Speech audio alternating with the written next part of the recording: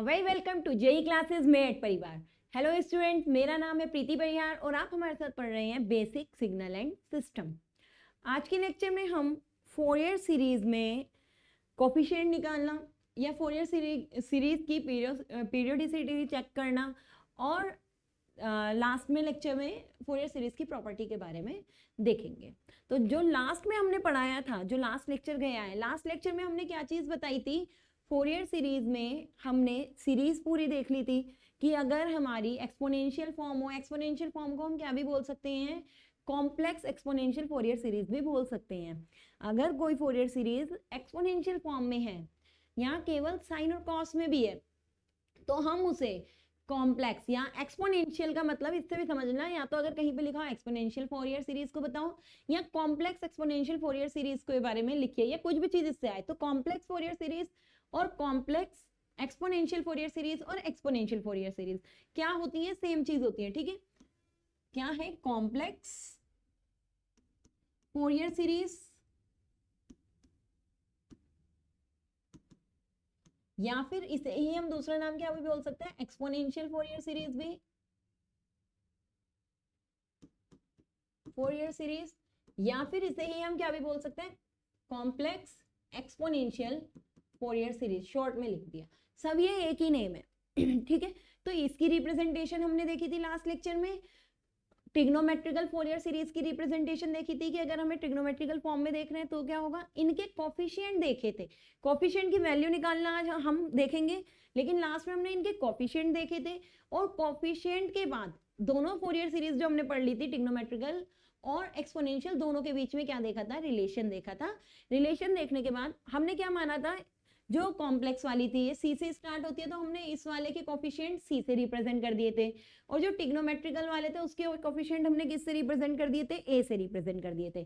हो सकता है जिस बुक से आप पढ़े या आपने कहीं भी देखा हो तो ऐसा भी हो सकता है कि कॉम्प्लेक्स वालों के ए के से भी रिप्रेजेंट कर रखे हो, तो भी गलत नहीं है। उसके कर रखे होंगे ए एन वगैरह से, इसके ए के से कर रखे होंगे, या फिर कैपिटल ए कैपिटल बी। तो रिप्रेजेंटेशन हम किसी से भी कर सकते हैं, बस आपको तरीका आना चाहिए कि अगर कॉम्प्लेक्स है, एक्सपोनेंशियल है तो वैल्यू क्या होगी, और हमारे अगर ट्रिग्नोमेट्रिकल है तो वैल्यू क्या होगी। कोफिशिएंट को किससे रिप्रेजेंट करना है वो आपकी मर्जी होती है। ठीक है, कोफिशिएंट किससे रिप्रेजेंट करने हैं कंपलसरी नहीं है, हमने सीएन से कराया तो सीएन से ही होगा।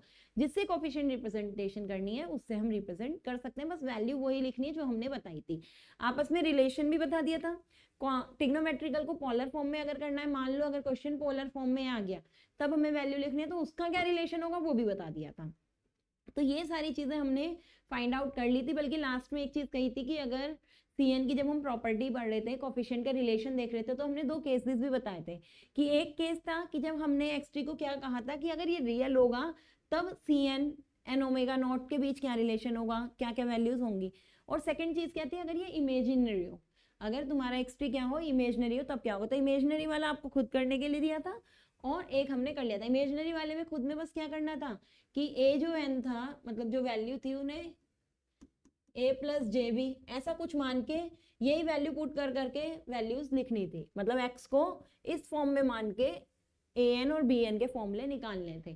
ठीक है, तो ये सब आपने कर लिया होगा, बस ये काम करना था उसमें और कुछ नहीं करना है। जैसे पहले के सारे फॉर्मूले निकाले थे, जो सी एन वाला रिलेशन निकाले थे, एग्जैक्टली वैसे वैसे ही सारी वैल्यूज निकल जाएंगी। जैसे हमने सी एन निकाला था A N by 2 plus J B N by 2 करके, ऐसे ही वो वैल्यूज भी फाइंड आउट करनी है। अब हम जो करेंगे, अब हम क्या पढ़ेंगे? कोई भी अगर हमें फोरियर सीरीज दी है, चाहे कॉम्प्लेक्स दी हो या ट्रिग्नोमेट्रिकल दी हो, कैसी भी अगर हमें फोरियर सीरीज दी है, उस फोरियर सीरीज में हम कैसे उसकी पीरियोडिसिटी चेक करते हैं कि ये वैलिड, या ये कहो कि ये वैलिड फोरियर सीरीज है या नहीं है। ये क्यों कहा? क्योंकि जब हम देख रहे थे कि फोरियर सीरीज जो हम रिप्रेजेंट करते हैं वो किनको करते हैं? वेव चाहे नॉन साइनोसॉइडल हो, लेकिन वो क्या होनी चाहिए? पीरियोडिक होनी चाहिए, पीरियोडिक वेव होनी चाहिए। अगर पीरियोडिक नहीं होती तो वो वैलिड फोरियर सीरीज भी नहीं होती है। ठीक है, तो वैलिड फोरियर सीरीज चेक करने के लिए अगर बाय चांस कोई क्वेश्चन आ जाए और उसमें ये कहे कि पहले तो ये चेक करो कि सीरीज वैलिड है या नहीं है, ये फोरियर सीरीज वैलिड है या नहीं है, चाहे कोई सी भी फॉर्म में हो, और उसके बाद ये कह दे कि इसके कोफिशिएंट निकालो, तो दोनों क्वेश्चन आ सकते हैं। 10 नंबर में ये क्वेश्चन आता है, तो दोनों चीजें हम बता देंगे, वैलिड है या नहीं है, कोफिशिएंट निकालना। और कोफिशिएंट भी किसी भी फॉर्म में, किसी भी फॉर्म का क्या मतलब है, चाहे हमें ट्रिग्नोमेट्रिकल फॉर्म दे रखी हो, चाहे हमें कॉम्प्लेक्स फॉर्म दे रखी हो, कोई भी फॉर्म दे रखी हो, हमें इजीली क्या आना चाहिए, कोफिशिएंट निकालना आना चाहिए। ये डायरेक्टली हमारा क्वेश्चन आता है, तो वही चीज हम देखेंगे। तो पहले क्या देखेंगे कि पीरियोडिसिटी चेक करना, मतलब वैलिड है या नहीं है।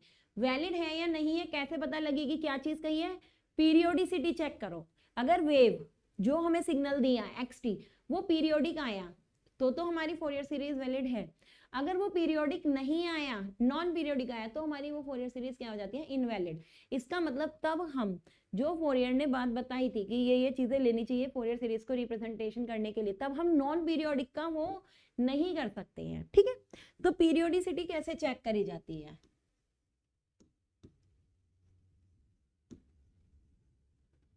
पीरियोडिसिटी चेक कैसे पीरियोडिसिटी चेक करी जाती है। सबसे पहले पीरियोडिसिटी चेक करने के लिए जो भी हमें सीरीज दी होगी उस सीरीज का हमें क्या फाइंड आउट करना है, टी नॉट की वैल्यू कर लो या फिर ओमेगा नॉट की, जो फंडामेंटल फ्रीक्वेंसी थी या टाइम पीरियड था जिस टाइम पीरियड के लिए वो वेव दी गई है, सबसे पहले उसकी फंडामेंटल फ्रीक्वेंसी या फिर फंडामेंटल टाइम पीरियड, उनकी वैल्यूज को क्या कर लो, लिख लो। ठीक है, चाहे तो ओमेगा नॉट हमने कहा है या टी नॉट, या इसे T1 T2 जो लिखना है वो यहाँ पर लिख सकते हैं, T1 T not omega naught. सबसे पहले इनकी फ्रीक्वेंसीज, फंडामेंटल फ्रीक्वेंसीज या टाइम पीरियड की क्या लिख लो, वैल्यूज यहाँ पर लिख लो। ये फर्स्ट काम है। सेकंड चीज, ठीक है, सबसे पहले हमने फंडामेंटल फ्रीक्वेंसीज लिख ली या फंडामेंटल टाइम पीरियड लिख लिया। टाइम पीरियड लिखने के बाद जैसे हमने दो फ्रीक्वेंसी निकाली, T1 T2 आया, कोई सीरीज है उसमें दो फ्रीक्वेंसी भी तो हो सकते हैं, तभी तो चेक करेंगे ये फोरियर सीरीज है हमारी या नहीं है। टाइम पीरियड या फ्रीक्वेंसी को फाइंड आउट करने के बाद हमें क्या निकालना है, जो भी दो अलग अलग फ्रीक्वेंसीज दी होंगी या जो अलग अलग टाइम पीरियड दिए होंगे उनका रेशियो निकालना है। जैसे T1 पहले वाले का हो गया, T2 दूसरे वाले का, या T नॉट पहले वाले का, T1 दूसरे वाले का। जो भी हमें टाइम पीरियड दे रखा है उस टाइम पीरियड को वेव में क्या होंगी, एक ऐसा हो सकता है sin 2t plus cos t plus something something, तो ये T1 हो गया, मतलब ये ओमेगा 1 हो गया, ओमेगा 1 से T1 निकाल लेंगे। जैसे मान लो ओमेगा निकाला, ओमेगा से T नॉट कैसे निकलता है, T naught is equals to 2 pi by omega, ऐसे ही तो निकलता है। तो अगर डायरेक्ट टी दे रखा है तो डायरेक्ट टी लिख लो, अगर ओमेगा नॉट दे रखा है तो ओमेगा नॉट से टी नॉट ऐसे निकालेंगे। फिर इससे T1 निकल गया, T2 निकल गया, आगे जो भी वेव दी होगी ऐसे T2 T3 T4 T5 निकलते जाएंगे। फिर हमें क्या करना है, ये वैल्यूज निकालने के बाद T1 बाय T2 चेक करना है। अगर T1 बाय T2 रैशनल आता है, अगर T1 बाय T2 क्या आता है, रैशनल, किसी भी सिग्नल को चेक करने की होती है ये कंडीशन, अगर किसी भी सिग्नल की पीरियोडिसिटी चेक करनी है यही कंडीशन होती है हर जगह। अगर T1 बाय T2 रैशनल आता है तो क्या होगा, ये सीरीज हमारी जो फोरियर सीरीज है वो क्या होगी, वैलिड होगी। अगर T1 बाय T2 इररेशनल आता है तो ये हमारी फोरियर सीरीज क्या होगी, इनवैलिड होगी। रैशनल आएगा तो हमारी फोरियर सीरीज क्या होगी, वैलिड होगी।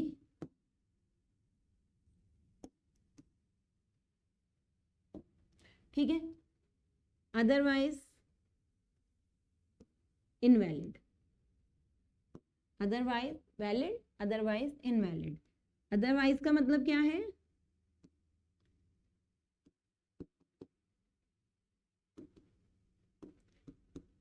इफ T1 बाय T2 चाहे T1 बाय T3 पहले वाले के रेस्पेक्ट में ही जितने भी टाइम फंडामेंटल टाइम्स हैं उनका रेशियो निकालना है। अगर वो क्या आ जाता है, इररेशनल,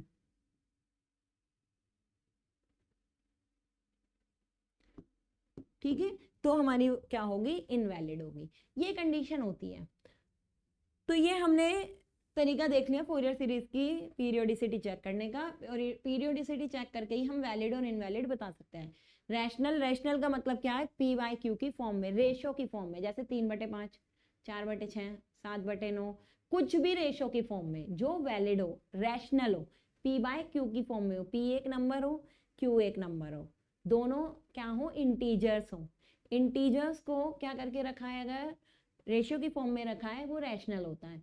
इरैशनल क्या होते हैं, अगर कोई नॉन इंटीजर वैल्यू हो, इंटीजर वैल्यू ना हो, जैसे पाई आ जाए, √2 आ जाए, √3 आ जाए, चाहे T1 की जगह आ जाए, T2 की जगह आ जाए, चाहे दोनों की जगह आ जाए, अगर कभी भी ये रेशियो क्या आ जाता है, इरैशनल। और इरैशनल कब आता है, जैसे कुछ टर्म्स जिनकी वैल्यू क्या नहीं है, डिफाइंड नहीं है, या रिपीटिशन होता रहता है, वो हमारे किस में आते हैं, इंटीजर में नहीं आते, तो जिनमें रूट और पाई कॉमन है, जो सबसे ज्यादा देखे जाते हैं, तो वो वाले हमारे क्या हो जाएंगे, इरैशनल हो जाएंगे। अब ऐसा होता है कई बार कि जो ओमेगा नॉट होता है ना, अगर सीरीज लंबी हो, एक सीरीज से तो चलो पता चल जाता है, कई बार एक सीरीज से तो हमने ये कह दिया कि हाँ T0 की वैल्यू हमने ऐसे निकाली, T0 की वैल्यू इस तरीके से निकाली। एक तरीका ओमेगा नॉट निकालने का और होता है, जब हम पे ओमेगा की वैल्यू डिफरेंट हर जगह होती जाती है, तो हम कैसे भी निकाल सकते हैं ओमेगा नॉट की वैल्यू, जो हमारा क्या चीज हमने कही, देखो जैसे यहाँ है cos 2 ओमेगा टी, तो या फिर 2t, यहाँ से तो किसी ने भी इजीली यहाँ से क्या फाइंड कर लिया, 2 फाइंड कर लिया ओमेगा की वैल्यू, तो इजीली यहाँ से क्या निकल जाएगा, ओमेगा नॉट निकल जाएगा।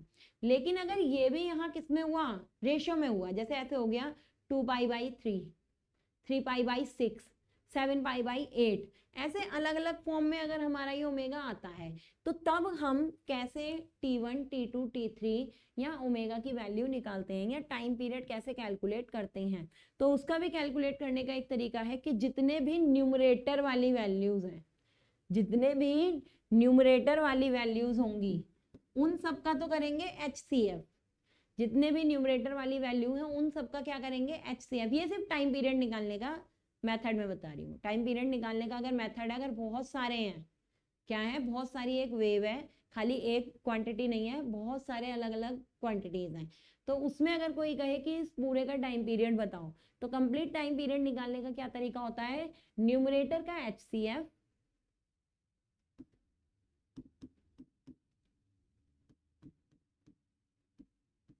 किसका, न्यूमरेटर का, डिवाइडेड बाय डिनोमिनेटर का, डिनोमिनेटर होता है नीचे वाला, जैसे ये P/Q है, तो ये डिनोमिनेटर है, ऊपर वाला न्यूमरेटर है, LCM डिनोमिनेटर का, ठीक है। जैसे ऊपर ω1, ω2, ω3, ω4 दे रखा है, तो HCF तो करना है ω1, ω2, ω3, ω4 का। नीचे LCM में दे रखे 2, 3, 5, 7, 8 जो भी वैल्यू दे रखे हैं, LCM लेना है उन वाली वैल्यूज का, तो जो नीचे वैल्यूज दिए हैं उसका LCM, ऊपर वैल्यूज दिए हैं उसका HCF, तो उससे टोटल टाइम पीरियड या फंडामेंटल टाइम पीरियड हमारा आ जाता है, ठीक है। अब अगर कोई क्वेश्चन हमें दे रखा हो, ये एक क्वेश्चन दिया है मान लो, और इसमें ये कहा है कि ये वाली फोरियर सीरीज चेक करो कि ये वैलिड है या नहीं है, वैलिडिटी इसकी चेक करनी है कि ये वैलिड है या नहीं है। तो अगर इसको चेक करेंगे तो सबसे पहले हमें किस चीज की वैल्यू लिखनी है, यहाँ पर हमें चेक करने में सबसे पहले किसकी वैल्यू लिखनी है, ओमेगा की वैल्यू लिखनी है, और ये चेक करना है कि यहाँ पर ω1 और ω2 का क्या मान है। तो ये देखो ये कौन सी फॉर्म है, तो सिंपल है ना, 4 sin ωt, तो यहाँ से जो हमारा ω1 आया वो कितना आया, π/20 आया, ठीक है। और यहाँ से T1 कितना आ जाएगा, T1 हमारा आ जाएगा 2π/ω, तो 2π/ω,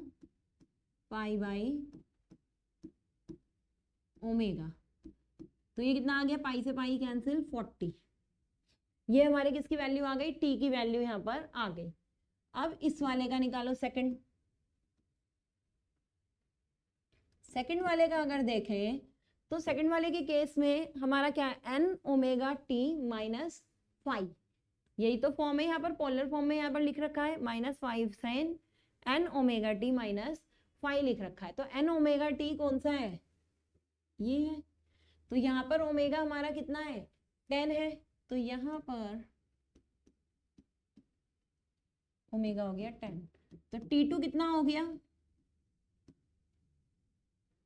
2 पाई बाई 10, ये हो गया। अब सेकंड स्टेप क्या करना है, सेकंड स्टेप में T1 बाय T2 को चेक करना है। सेकंड स्टेप में हमें क्या करना है, T1 बाय T2 को चेक करना है। जब T1 बाय T2 हम चेक करेंगे तो T1 कितना है 40, T2 कितना है 2 पाई बाय 10, तो ये हमारा क्या आ गया, ये इतना सॉल्व करने की नीड नहीं थी, बस पहली बार सिखाना है तो इसलिए पूरा एक बाय स्टेप सब करके दिखाया आपको। तो ये कैसी है, इरेशनल। तो T1 बाय T2 इरेशनल आया, इसलिए ये वाली फोरियर सीरीज क्या है, इनवैलिड। इनवैलिड फोरियर सीरीज, ठीक है। तो इस तरीके से हम फोरियर सीरीज वैलिड है या नहीं है, या इसे बोलते हैं पीरियोडिसिटी चेक करना, कि अगर कोई फोरियर सीरीज इस तरीके से दी हुई है, उस फोरियर सीरीज की हमें क्या चेक करनी है, वैलिडिटी या पीरियोडिसिटी चेक करनी है। तो पीरियोडिसिटी चेक करने में हम क्या करते हैं, ठीक। अब यहाँ पर इन्होंने क्या नहीं दिया, कोई टाइम पीरियड प्रॉपर निकालने के लिए नहीं कहा। अगर टाइम पीरियड यहाँ निकालने के लिए कहते हैं कि कंप्लीट का टाइम पीरियड निकालो, तो क्या करना था, देखो ऊपर वालों का तो क्या निकालने को कहते हैं कि जो ऊपर वाली टर्म्स होती हैं HCM, उसका HCM, और जो नीचे वाली टर्म्स होती हैं उनका LCM। वो भी एक क्वेश्चन देख लेंगे।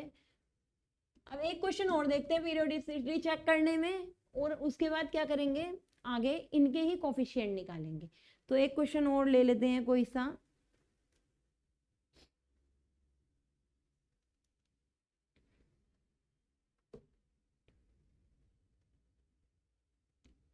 xt is equals to sin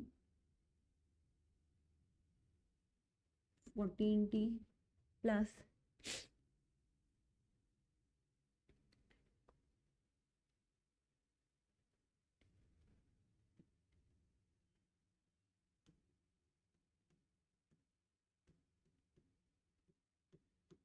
ये -30 डिग्री,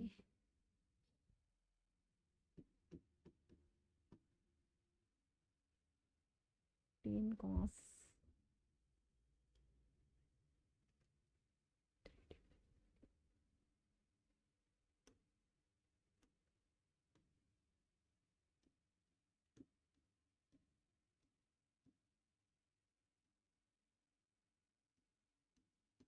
कुछ इस तरीके से वैल्यू दे रखी है कि ये एक फोरियर सीरीज दे दी, और ये कहा है कि इस फोरियर सीरीज की चेक करके बताओ कि ये पीरियोडिक है या नहीं है। तो सबसे पहला स्टेप हमें क्या करना है, ओमेगा 1 ओमेगा 2 ओमेगा 3 इन सबके राइट डाउन करने हैं यहाँ पर। तो फर्स्ट जो स्टेप है उसमें क्या करो, सबसे पहले ओमेगा 1 यहाँ कितना है, साइन ओमेगा टी तो होता है, या साइन एन ओमेगा टी भी इसे लिख सकते हैं। तो साइन ओमेगा टी यहाँ पर कितना आया 14 आया। अब यहाँ पर देखो, अब बार बार ओमेगा टी लिखने की नीड नहीं है, डायरेक्ट क्या भी निकाल सकते हो, टी भी निकाल सकते हो। T1 is equals to 2 pi by 14। Second step T2 is equals to 2 pi by 4 into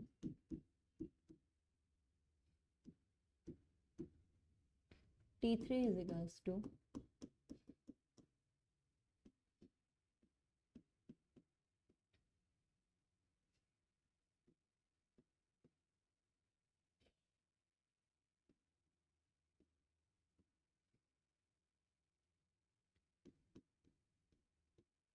यही तो आया यहाँ पर। तो देखो T1 T2 T3 ये तीन वैल्यू निकल गई। सेकंड क्या करना है, second step T1 bye T2 और T1 bye T3 T1 bye T4 ये चेक करने हैं। तो T1 बाय T2 चेक कर लो, T1 बाय T2 कितना आएगा,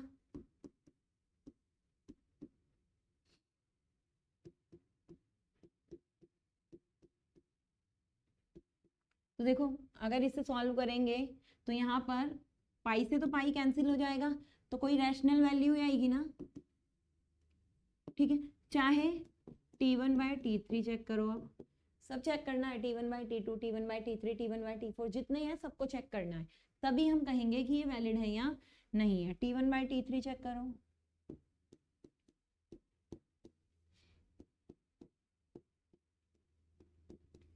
पाई से पाई फिर से कैंसिल हो गया, तो इसका मतलब ये भी क्या आएगा, रैशनल। अब ये वैल्यू यहाँ क्या आ रही है, रैशनल वैल्यूज आ रही है, तो इससे हम क्या कह सकते हैं कि ये वाली फोरियर सीरीज हमारी क्या है, वैलिड फोरियर सीरीज।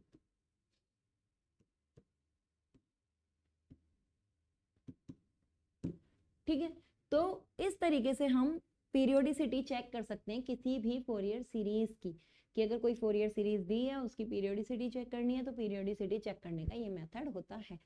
नेक्स्ट है कोफिशिएंट निकालना, कि अगर हम पे कोई वेव दे रखी है, उस सिग्नल दे रखा है, उस सिग्नल का हम कोफिशिएंट कैसे निकालते हैं। तो कोफिशिएंट निकालने के दो तरीके हैं।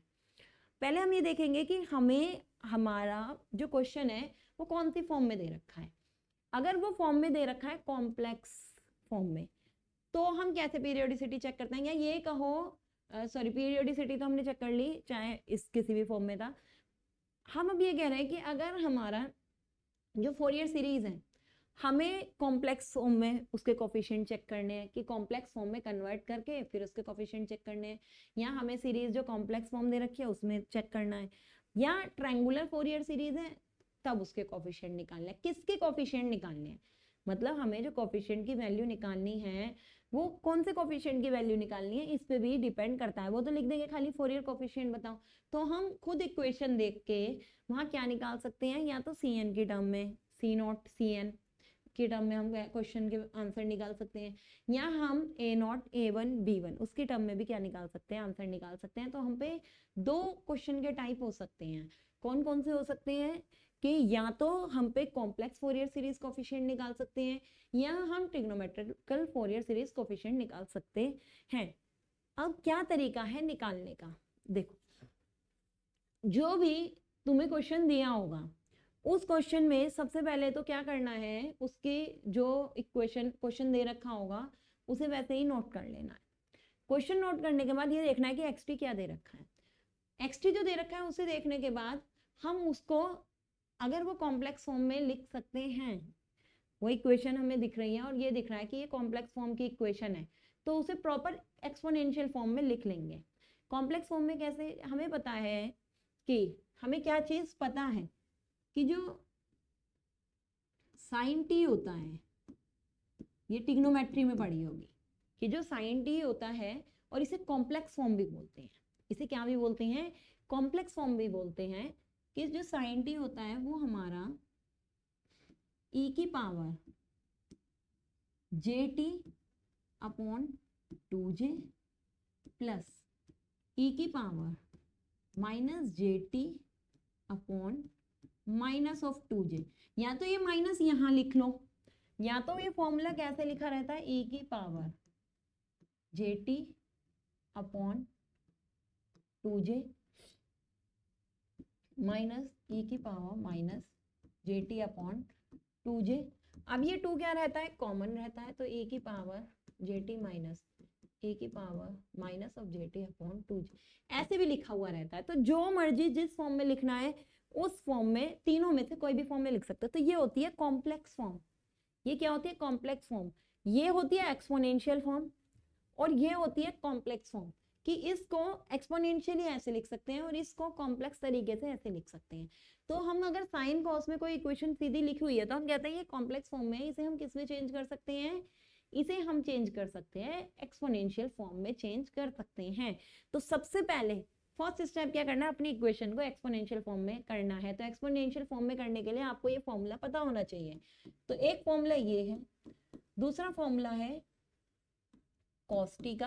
दो याद होंगे तो फिर tan हो, sec हो, cosec हो, cot हो, कुछ भी हो, सब हमें पता होगा।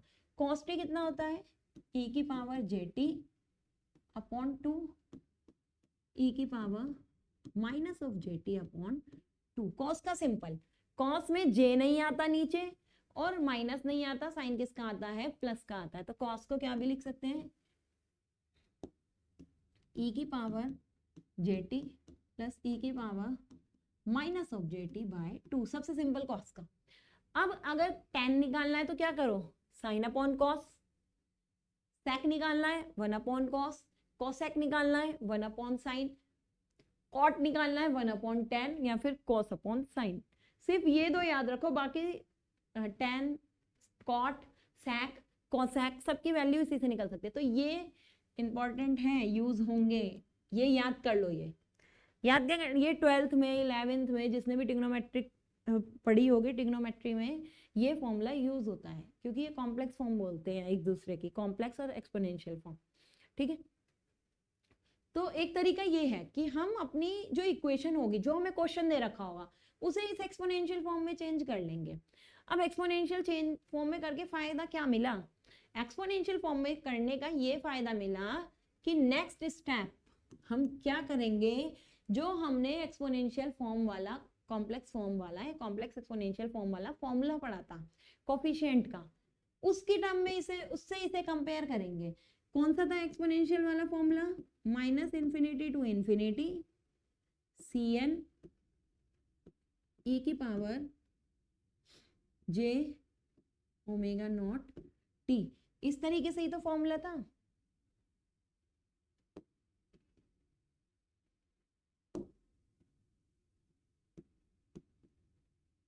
माइनस आता है xt के साथ, माइनस किस में आता है, xt में।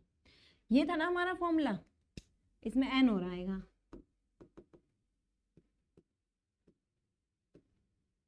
ये था ना फॉर्मूला n, यहाँ e की power j n omega t minus infinity to infinity, ये आता है हमारा एक्सपोनेंशियल वाला फॉर्मूला, ये कॉम्प्लेक्स एक्सपोनेंशियल वाला फॉर्मूला।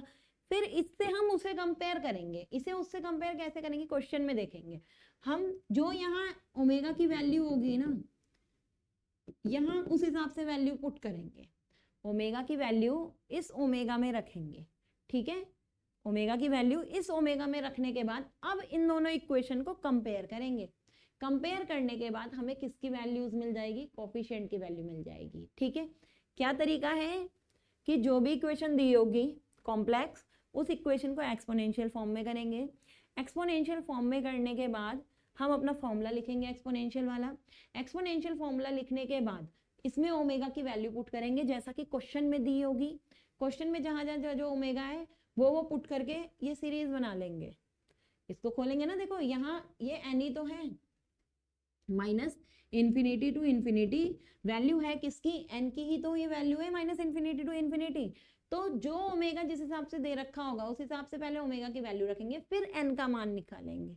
कोफिशिएंट तो हमारे तभी निकलेंगे ना, माइनस C0 निकल रहा है, C-1 निकल रहा है, C1 निकल रहा है, C2 निकल रहा है, C-2 निकल रहा है, क्या निकल रहा है, वो एन की वैल्यू फिर उसके बाद हम क्या करते हैं, यहाँ पर रखते हैं। तो ये तरीका समझ में आ गया कि हमें कौन कौन से स्टेप फॉलो करने हैं। ठीक है, क्या करना है, सबसे पहले हमें क्वेश्चन लिखना है, एक्सपोनेंशियल फॉर्म में चेंज करना है, उसके बाद ये वाली इक्वेशन लिखनी है exponential Fourier series. Exponential Fourier series लिखने के बाद इसमें ओमेगा नॉट की वैल्यू डालनी है। ओमेगा नॉट की वैल्यू डालने के बाद जब हम किसकी वैल्यू डाल देंगे, ओमेगा नॉट की वैल्यू डाल देंगे। अब दोनों इक्वेशन को कंपेयर करना है। कंपेयर करने के लिए वो आप क्वेश्चन में देखेंगे कि n कहाँ जाएगा, n उसी हिसाब से रखेंगे जहां पे इनकी वैल्यू आपस में क्या हो जाए, इक्वल, बराबर हो जाए, उस हिसाब से हम किसका मान रखते हैं, n का मान वहां पर रखते हैं।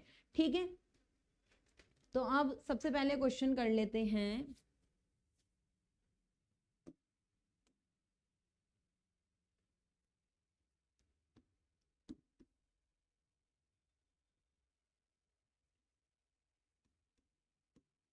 xt इज इक्वल्स टू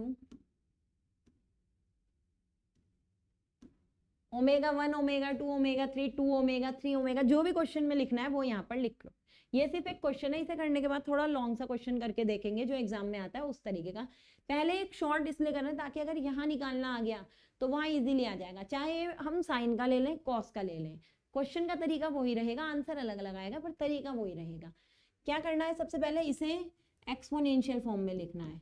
तो एक्सपोनेंशियल फॉर्म में कैसे लिखा जाएगा, ये कॉस ओमेगा टी है, कॉस टी को क्या बताया था, e की पावर जे टी, तो ओमेगा टी है तो e की power J omega not t by 2 plus e की power minus j omega not t by 2।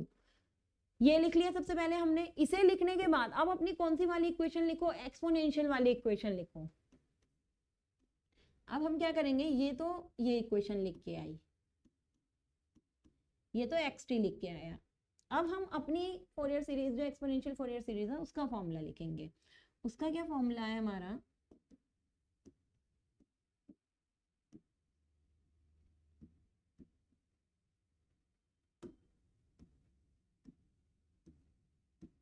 ये फॉर्मूला होता है ना।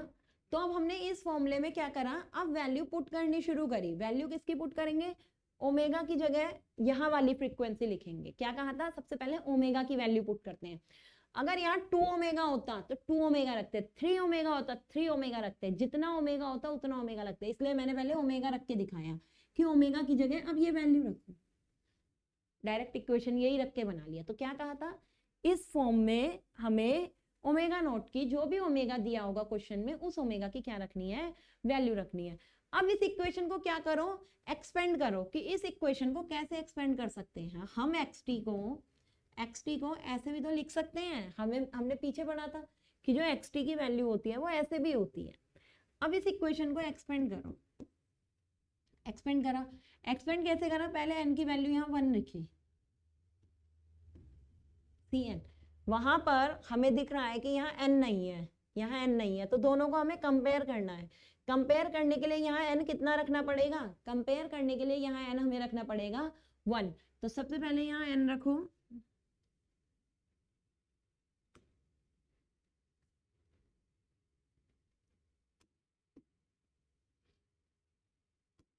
तो यहाँ हमने n रखा 1 e की power j omega naught t आ गया।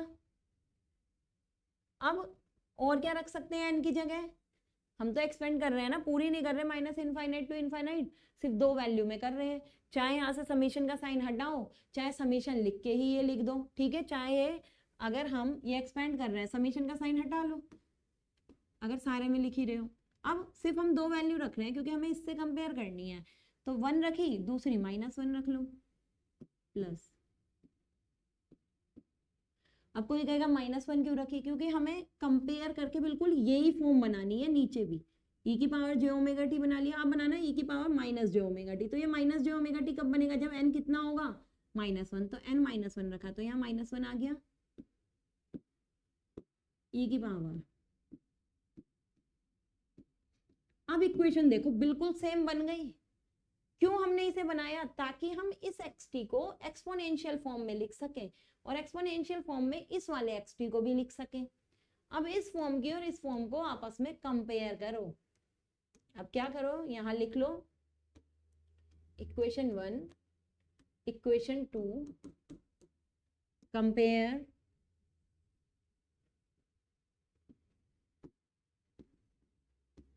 Equation 1 and 2। इक्वेशन 1 और 2 कंपेयर करो तो हमें क्या पता लग जाएगा, C1 इज इक्वल्स टू, ये इतना है बस, इसके साथ में क्या है 1/2। तो अगर इन दोनों को कंपेयर कर रहे हैं तो हमें पता है कि जो C1 की वैल्यू है वो इसमें 1/2 की मल्टीपल हो रही है, और C ऑफ -1 कितना है, इन्हें कंपेयर करो तो C ऑफ -1 है हमारा 1/2। ये निकल गया, हो गए coefficient. C of -1, C of 1, दो ही कोफिशिएंट यहाँ मिलेंगे, यहाँ कोई C0 की वैल्यू नहीं मिलेगी। यहाँ C0 अगर रख देंगे, 0 की वैल्यू यहाँ रखेंगे तो वैसे भी 1 ही आना है, और C0 कोई है ही नहीं वहां पर उसकी वैल्यू, तो C0 यहाँ 1 है। सिर्फ इतनी वैल्यू हमें मिली है। ये कब मिला है, C1 बराबर 1/2 कब है, जब n 1 रखा है। C ऑफ -1 बराबर 1/2 कब है, जब n -1 रखा है, ठीक है। अब कोई कहेगा इसका वो भी बनाओ, स्पेक्ट्रम भी बनाओ, फेज स्पेक्ट्रम, मैग्नीट्यूड स्पेक्ट्रम, कोई भी स्पेक्ट्रम कहता है। तो अगर इसका हमने कोई एंगल तो निकाला नहीं है यहाँ पर, ना ही है उसमें है पोलर फॉर्म में है, तो सिर्फ हम अगर यहाँ पर इसका मैग्नीट्यूड स्पेक्ट्रम बनाना हुआ तो मैग्नीट्यूड स्पेक्ट्रम कैसे बनेगा, कौन कौन सी वैल्यू पे है, n बराबर 1 पे है और n बराबर -1 पे है। तो अगर हम इसका मैग्नीट्यूड स्पेक्ट्रम, एक चीज और हमें याद रखनी है कि जो ग्राफ बनता है, ग्राफ हमेशा किसमें बनता है कि जिसकी वैल्यू हमें निकालनी है, xt निकालनी है, यहाँ cn हो गया यहाँ पर xt और जो उसका फ्रीक्वेंसी है, फ्रीक्वेंसी यहाँ कितनी है ओमेगा, तो ग्राफ भी उसी में ही बनेगा। एन ओमेगा नॉट है तो एन ओमेगा नॉट और एक्स टी के बीच में ही हमारा क्या बनेगा, ग्राफ बनेगा, क्योंकि एक्स टी भी हमारा किसका फंक्शन है, एन ओमेगा का ही यहाँ पर फंक्शन होता है। चाहे इसे एक्स टी लिखो या इसे हम क्या लिखेंगे, एक्स ऑफ एन ओमेगा, ठीक है। तो हमारा जो ग्राफ बनेगा, या फिर अगर ऐसे सी एन लिखें, वो हमारा इन दोनों के बीच में ही बनेगा। अब वैल्यू क्या है ये, n बराबर 1 पे 1/2, n बराबर 1 पे 1/2, n बराबर -1 पे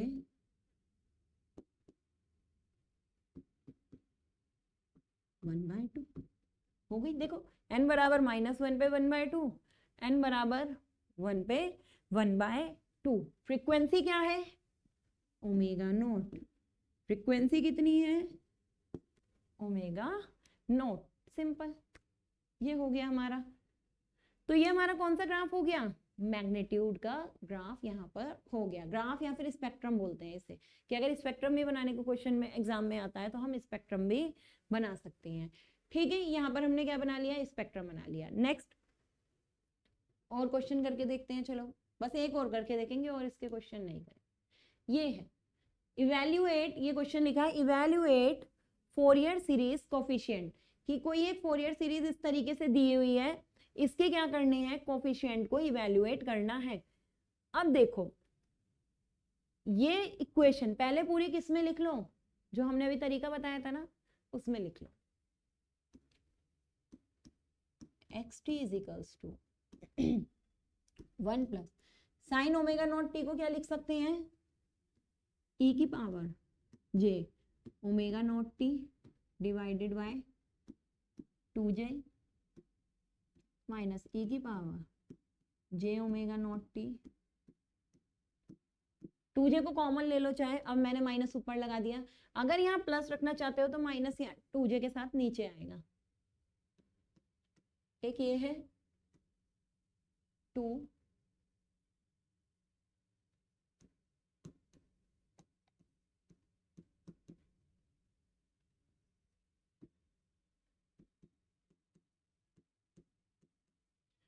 ठीक है, ये लिख लिया प्लस कॉस, यहाँ पर भी क्या लिख सकते हैं, देखो इसकी जो फ्रीक्वेंसी थी वो कितनी थी, साइन ओमेगा नॉट टी थी, तो वहां पे तो हमने कितना लिख लिया साइन ओमेगा नॉट, उसकी जो फ्रीक्वेंसी थी वो कितनी थी, कॉस ओमेगा नॉट टी थी, तो वहां लिख लिया कॉस ओमेगा नॉट।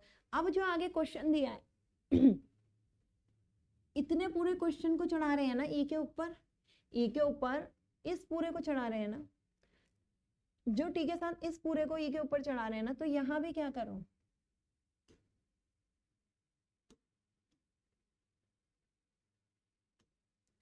ई के ऊपर इस पूरे को अभी चढ़ाओ, वरना एक तरीका से भी और कर सकते थे, पर उससे अच्छा है हम यहीं पर ही कर ले। वरना तरीका क्या होता है, जो दूसरा तरीका होता है, cos a प्लस बी का यहाँ फॉर्मूला ओपन कर, cos a प्लस बी का यहाँ फॉर्मूला ओपन करो, ये cos a cos b plus sine A sine भी आएगा, फिर cos a का फॉर्मूला लगाओ cos b का, मतलब cos में ये आएगा cos में वो आएगा, साइन में ये आएगा साइन में वो, फिर साइन cos का सारा लिख दो, सेम बात होती है, दोनों से सॉल्व करोगे सेम ही आएगा। तो हम इसे ही लिख देते हैं, e की पावर cos में पहला वाला क्या आता है प्लस का, e की power J 2 omega not T plus π/4, इस तरीके से हमने लिख दिया बाय 2।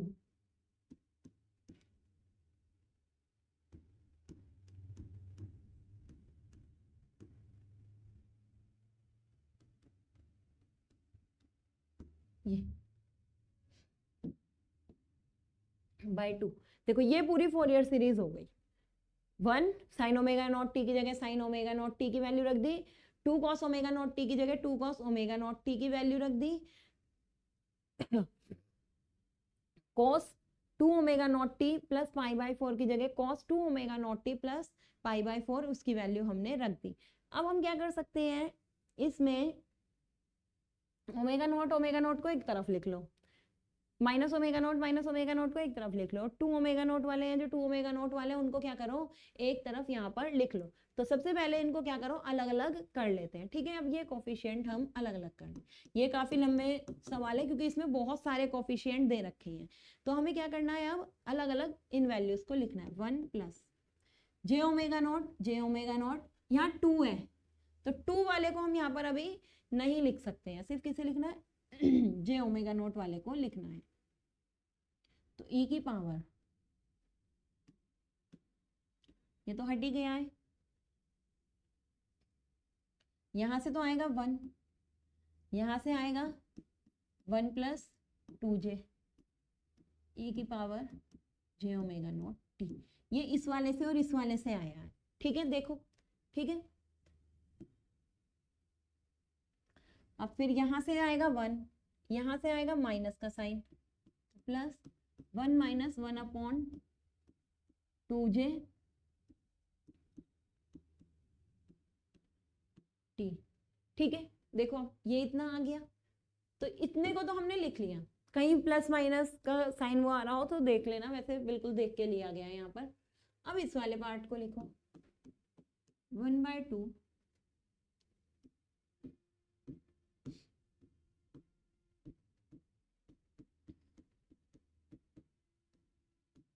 इसे भी बताएंगे क्या करना है इसमें।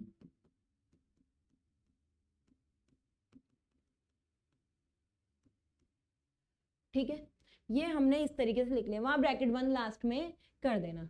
अब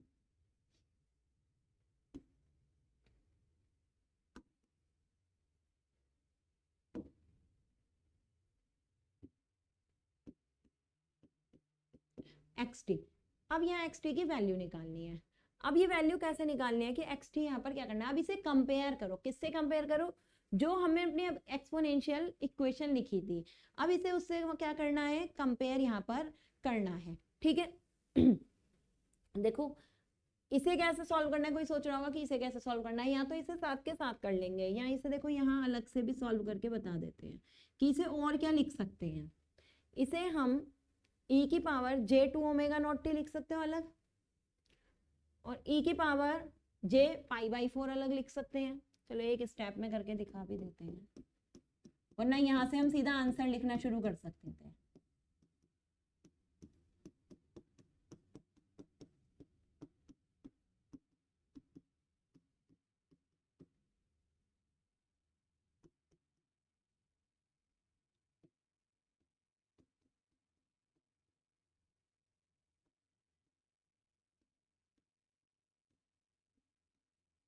हम डायरेक्ट आंसर में भी इसे लिख सकते थे, पर कोई कंफ्यूज हो जाएगा डायरेक्ट आंसर लिखने में, इसलिए अब ऐसे लिख के दिखा दिया। तो देखो यही तो है, एडिशन में जो हमारी वो होती हैं पावर्स, वो किस में होती हैं, अगर पावर्स मल्टीप्लाई में है या एडिशन में, वो आपस में किस में हो जाती है, अलग अलग मल्टीप्लाई में। अगर मल्टीप्लाई में तो पावर्स क्या होती है, हमेशा ऐड होती है।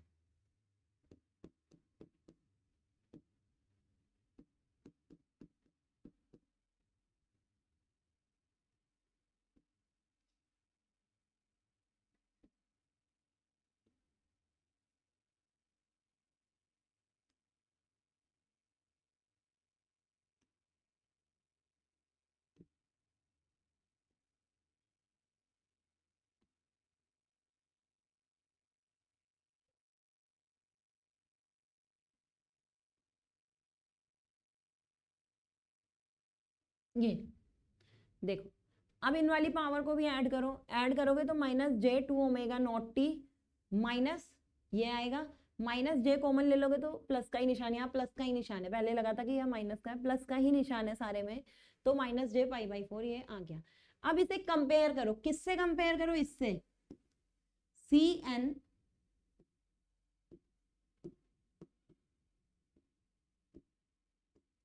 इससे कंपेयर करना है,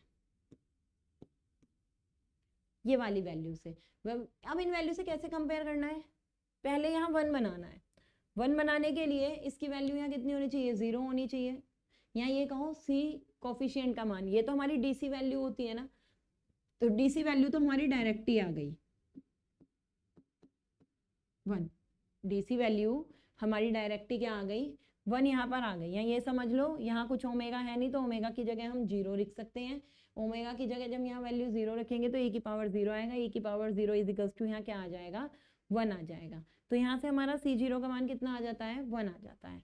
नेक्स्ट यहाँ आप रखो ओमेगा नोट, तो ओमेगा नोट की जगह ओमेगा नोट रखा, या यहाँ पे ओमेगा रख लो तो ओमेगा नोट लिख देना। यहाँ कोई कंफ्यूज ना हो तो अलग अलग नोटेशन इसलिए दिखा रखा है। तो यहाँ ओमेगा नोट है तो ओमेगा की जगह ओमेगा नोट रखो। अब क्या बनाना है, e की पावर 1, तो 1 बनाने के लिए n का मान कितना लिखना पड़ेगा,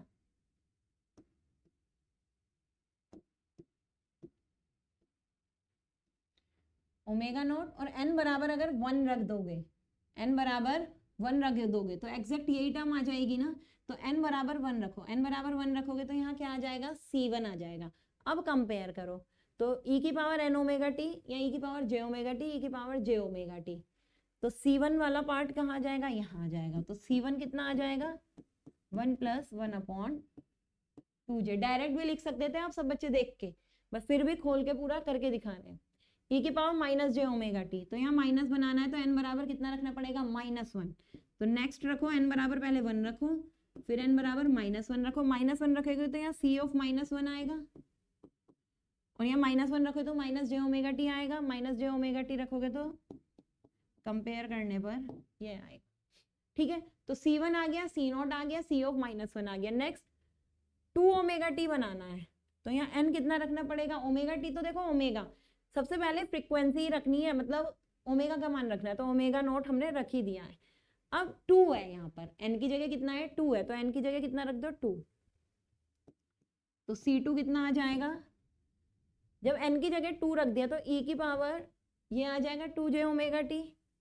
n की जगह 2 पुट करो, तो 2 पुट कर दिया तो j2 ओमेगा नॉट टी आ जाएगा। बचा हुआ पार्ट क्या होगा, C ऑफ 2 होगा।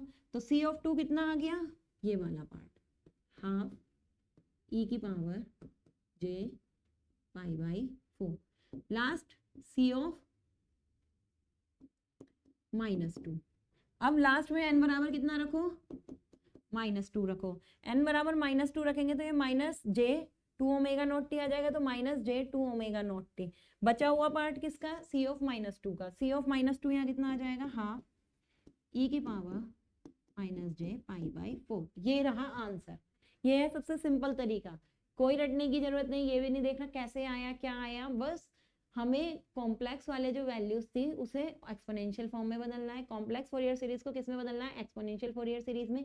एक्सपोनेंशियल फोरियर सीरीज में बदलने के बाद j omega not T -j omega not T जो भी है सबको अलग अलग कर लिया। क्यों करा, क्योंकि उसके बाद हमें इक्वेशन, अगर किसी को अलग अलग भी नहीं करना है, ऐसे बिखरे हुए रहने देते ऊपर, उसके बाद भी कंपेयर तो करते हैं यहीं पर ही ना रख के 1 वैल्यू, तब भी वो एक साथ आके जुड़ जाते हैं। ठीक है, इससे अच्छा है कि पहले ही कॉमन ले लेके एक एक बना लो। यहाँ कॉमन ले लेके बना दिया, कॉमन लेने के बाद हमने अब कंपेयर करना शुरू करा। तो सबसे पहले n 0 ही रखा, n 0 रखते तो वही e की पावर 0 आती, C0 की वैल्यू सबसे पहले निकलती। तो यहाँ पर 1 के बराबर में हम 1 डॉट e की पावर 0 लिख सकते हैं ना, 1 डॉट e की पावर 0 लिख सकते हैं। तो यहाँ जब n बराबर 0 रखते हैं सबसे पहले, और ओमेगा नॉट कुछ भी नहीं है यहाँ, तो n बराबर 0 रखने पर फर्स्ट स्टेप n बराबर 0, e की पावर 0 आता है, e की पावर 0 वाले को कंपेयर करो तो यहाँ 1 निकलता है ना, तो C0 का मान कितना आ गया, 1 आ गया। ये है तरीका निकालने का। तो ये हो गई हमारी कॉम्प्लेक्स फोरियर सीरीज के फोरियर कोफिशिएंट चेक करने का तरीका। तो अब कोई आपसे साइन ओमेगा टी का पूछे, कॉस ओमेगा टी का पूछे, यहाँ इसलिए एक साथ दिखा दिया, साइन भी हो गया, कॉस ओमेगा टी हो गया। और अगर हम पे क्या है, फेजर में है, फेजर का मतलब कि अगर हम पे पोलर फॉर्म में भी है, उसका भी कोई अगर हमसे वैल्यू पूछता है तो पोलर वाले की भी हमें पता है कैसे सॉल्व करना है। तो अब कैसे भी क्वेश्चन आ जाए कॉम्प्लेक्स का, कॉम्प्लेक्स के आपको ये निकालने का तरीका क्या हो जाएगा, यहाँ पर इजीली आ जाएगा। तो आज हमने लेक्चर में क्या देखा कि कैसे हम यहाँ पर ट्रिग्नोमेट्रिकल अगर फोरियर सीरीज दी है उसको इजीली क्या कर सकते हैं, सॉल्व यहाँ पर कर सकते हैं। अब इसका भी अगर कोई बच्चा कहे कि इसका भी हमें क्या बनाना है, ये जो वैल्यूज दी हैं इनका भी हमें क्या बनाना है, ग्राफ स्पेक्ट्रम बनाना है। तो कैसे स्पेक्ट्रम बनाओगे, देखो 0 पे तो हमें वैल्यू पता है 1 है, फ्रीक्वेंसी कितनी है, ओमेगा नॉट है, जब 2 ओमेगा नॉट होगी वो लिख लेंगे। हमने 0 पे वैल्यू कितनी देखी, 1 है, लेकिन 1 पे कितनी है, 1 + 2 ऑफ 1/2j। तो यहाँ सबसे पहले j को ऊपर ले जाओ, j को क्या करो, ऊपर ले जाओ। j ऊपर जाएगा तो यहाँ 1 - j/2 आ जाएगा। कितना आएगा, 1 - j/2। फिर जब ये 1 - j/2 आ जाएगा तो इसको क्या करो, या तो इसी फॉर्म में रख दो, इमेजनरी हो, या इस वाली फॉर्म में, या इसको जो ग्राफ भी है, स्पेक्ट्रम भी बनाओगे, वो क्या करोगे, सॉल्व करके, मॉड्यूलस लेके या इसकी वैल्यू सॉल्व करके ही यहाँ पर ग्राफ या स्पेक्ट्रम भी ड्रॉ करते हो, या ना, वरना इसका इतना स्पेक्ट्रम नहीं, इसकी सिर्फ कौन कौन सी वैल्यू है जो हाफ हाफ वैल्यू आई है ना, 1/2, 1 - 2/j, j हटा के यहाँ पे 1, इनको ही ड्रॉ करके यहाँ पर क्या करा जाता है, ये वाला ग्राफ यहाँ पर बनाया जाता है। एंगल भी अगर कोई निकालना चाहेगा, एंगल भी यहाँ पर दिया नहीं है निकालने को, बस एक बात करिए कि अगर एंगल भी कोई निकालना चाहेगा तो उसका भी कहाँ पे यूज होगा, अगर हमें स्पेक्ट्रम बनाना है, स्पेक्ट्रम बनाने में ही एंगल का हमारा यहाँ पर क्या होता है, यूज होता है। ठीक है, तो ये फोरियर कोफिशिएंट निकालने के तरीके हमें आ गए। इसके बाद और यहाँ पर क्या कर सकते हैं, 1, बस यही क्वेश्चन में दिया हुआ है, इवेल्युएट फोरियर सीरीज कोफिशिएंट। एक क्वेश्चन और देख लेते हैं, कोई अगर दे रखा है तो।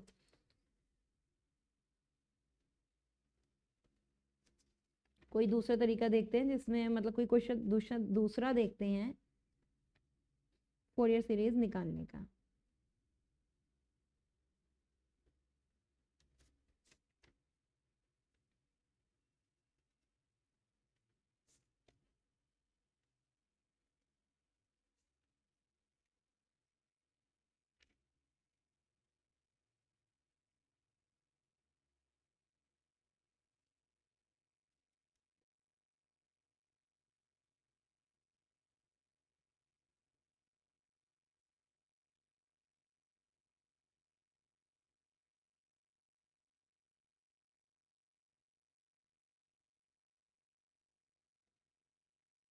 यहाँ पे और कोई क्वेश्चन है नहीं, अभी बना ही लेते हैं खुद कोई क्वेश्चन।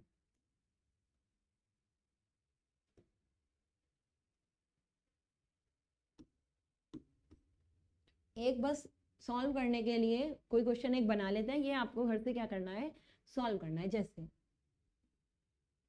xt =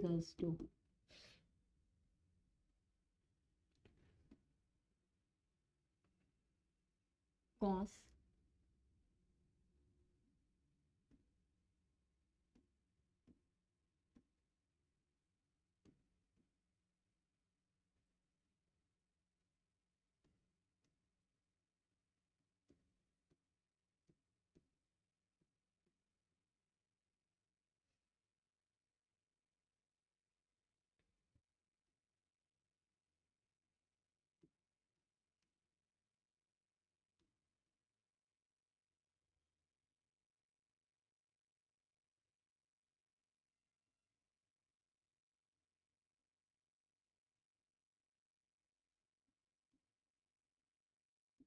ये क्वेश्चन है। ठीक है, इसके भी क्या नहीं करने हैं, हमें इवेल्युएट करने हैं।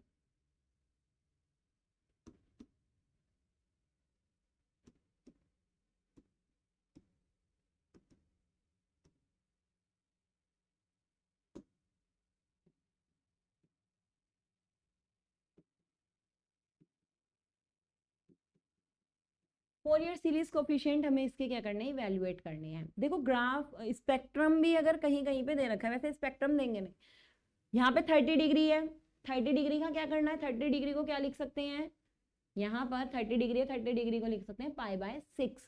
तो अगर कोई कंफ्यूज हो रहा हो कि डिग्री वाला कैसे सॉल्व करेंगे, इसे e की पावर में कैसे करेंगे, तो सेम चीज है, 30 डिग्री को यहाँ लिख लो π/6। π/6 करके आप क्वेश्चन बिल्कुल वही हो गया जैसे कि आपका पहले था। ठीक है, इसे सॉल्व करके देखना क्या क्या फोरियर सीरीज कोफिशिएंट आते हैं। ये भी कॉम्प्लेक्स फॉर्म में, एक्सपोनेंशियल फॉर्म में बदलना। अगर फिर भी यहाँ पर कोई कहता है कि इसका मैग्नीट्यूड स्पेक्ट्रम भी बनाओ, अगर कोई कहता है कि इसका क्या भी बनाओ, मैग्नीट्यूड स्पेक्ट्रम भी बनाओ, तो मैग्नीट्यूड स्पेक्ट्रम बनाने की कंडीशन में क्या करना, पहले वाले में ही बता देती हूँ।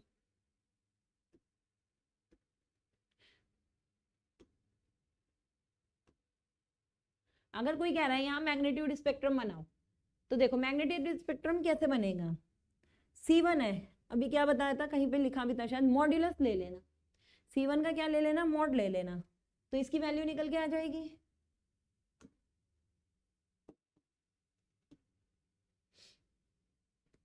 जैसे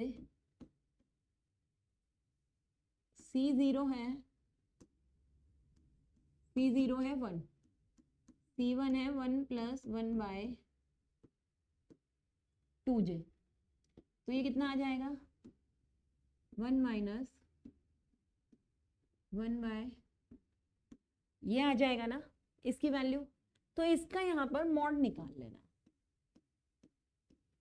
इसका यहाँ पर क्या निकाल लेना, मॉड निकाल लेना। मॉड कैसे निकलता है इस वाली क्वांटिटी का, अंडर रूट में पहले वाले का स्क्वायर प्लस दूसरे वाले का स्क्वायर, यही तो तरीका है मॉड निकालने का। तो अंडर रूट में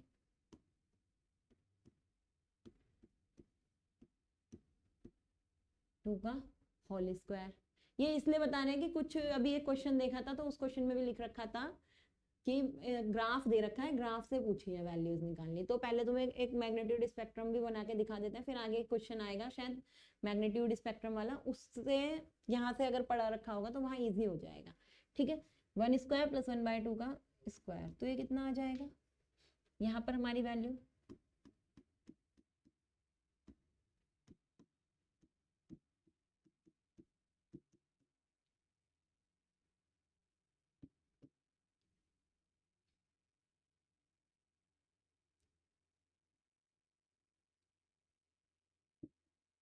ये आ गया √1.25, तो ये वैल्यू निकल गई। ऐसे ही निकालना C of -1,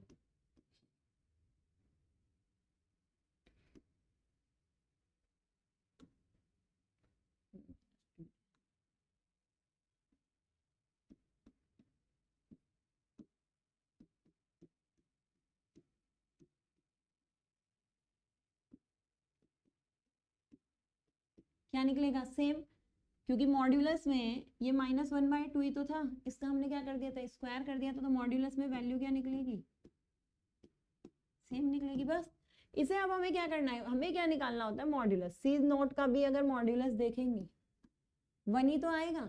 मॉड्यूलस क्या आता है सेम आता है, 1 आता है, तो उसकी वैल्यू हमने क्या कर ली थी यहाँ पर फाइंड आउट कर ली थी। ठीक है, अब कौन सा रह गया, ये भी सॉल्व कर लो। चलो इनमें ही ग्राफ बना सकते हो। C2 = 1/2 e⁻j π/4।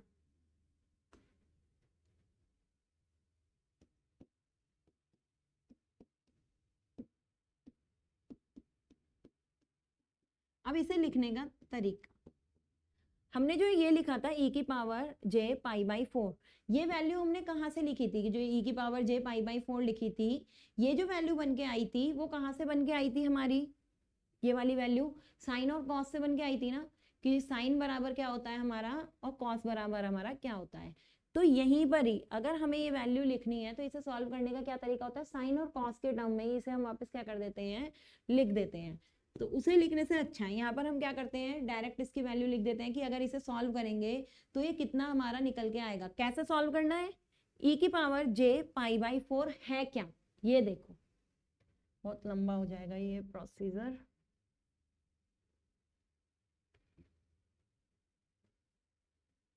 ये यही तो होता है cos t j sin t, इस तरीके से समझो, शॉर्ट में बता रहे हैं। जो ये e⁻j t निकलता है, e⁻j t हमारा क्या होता है cos t + j sin t तो होता है। कहाँ से आया, ये उन्हीं फॉर्मूले से आया जो आगे पढ़ाए थे। यहां से अगर इन दोनों फॉर्मूले को मैं जोड़ दूं, इन दोनों फॉर्मूले को जोड़ देती हूँ, तो ये वाला पार्ट यहाँ से क्या हो जाएगा कैंसिल हो जाएगा, जे वाला पार्ट बस हमारा यहाँ पर बचेगा। तो निकल के क्या आएगा, यही तो आएगा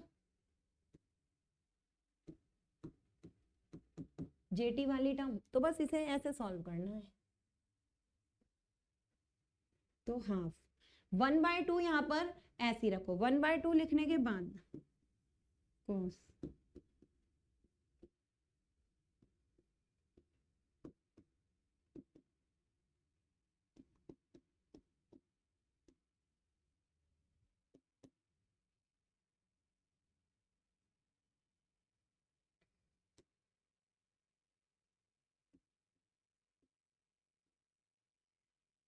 cos π/4 की वैल्यू कितनी होगी यहाँ पर, π/4 हमारा कितना होता है 45 डिग्री होता है, तो cos 45 डिग्री 1/√2, 45 डिग्री 1/√2, 1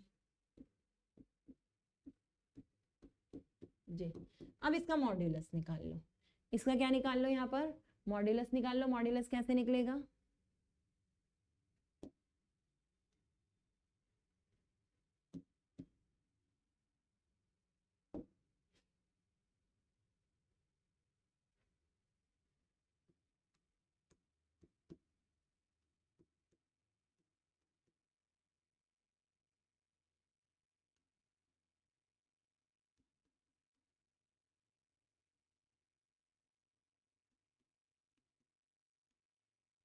ये वैल्यू निकल के आ गई C2 की, C ऑफ -2। देखो C ऑफ -2 भी हमारा है तो यही 1/2 e की पावर -j π/4, तो बस यहाँ पर हमारा माइनस साइन आ जाएगा, यहाँ माइनस आएगा तो यहाँ माइनस आएगा, माइनस आएगा, लेकिन जब मॉड्यूलस निकालेंगे तो माइनस वाली चीज क्या आ जाएगी, प्लस की हो जाएगी, तो वैल्यू कितनी निकल के आएगी 0.5 निकल के आएगी। अब अगर स्पेक्ट्रम बनाना है, किस किस के बीच में बनता है, n ω0t modulus of c n लिख दो चाहे, क्योंकि एन की हमने डिफरेंट डिफरेंट क्या रखी है यहाँ पर वैल्यूज रखी हैं। अब जो मॉड्यूलस हमें बनाना है वो कहाँ कहाँ बनाना है, एक बार सी 0 पे, एन इज इक्वल्स टू क्या लिखना है 0। कुछ जगह क्या होता है, ये लाइन ही नहीं दे रखी होती बीच वाली, कुछ जगह ये बीच वाली लाइन ही नहीं दे रखी होती, 0 पे ऐसी करके हम बना देते हैं। तो सबसे पहले 0 पे वैल्यू कितनी है 1 है, एन इज इक्वल्स टू 0 अगर हमने यहाँ कहा है तो वैल्यू कितनी है C0 यहाँ पर लिख सकते हैं 1। फिर हमें कितने पे वैल्यू निकालनी है, n इज इक्वल्स टू 1 पे, तो n इज इक्वल्स टू 1 पे कितनी वैल्यू निकली है √1.25। अब √1.25 निकालना पड़ेगा कि √1.25 कितना होता है, तो √1.25 फाइंड आउट करेंगे।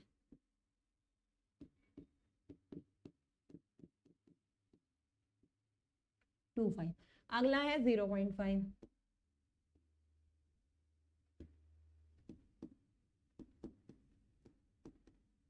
ये बन गया ग्राफ हमारा।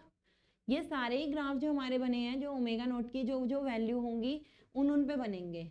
जैसे यहाँ ओमेगा नोट 1 है, यहाँ ओमेगा नोट हमारा कितना है 2 ओमेगा नोट आया, तो उसी तरीके से ही ये सारी वैल्यूज उसी पे ही बनेंगी, इस तरीके से यहाँ वैल्यू बनेंगी। यहाँ